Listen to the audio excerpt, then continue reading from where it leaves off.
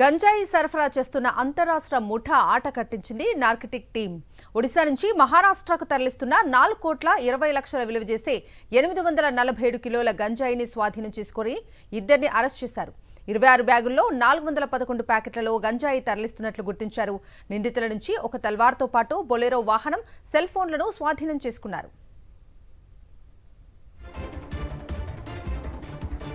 847 కిలోల గంజాయిని స్వాధీనం చేసుకుని ఇద్దరిని అరెస్ట్ చేశారు.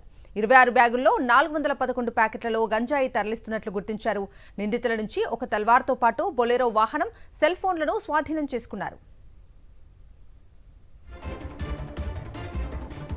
847 కిలోల గంజాయిని స్వాధీనం చేసుకుని ఇద్దరిని అరెస్ట్ చేశారు. 26 బ్యాగుల్లో 411 ప్యాకెట్లలో గంజాయి తరలిస్తున్నట్లు గుర్తించారు.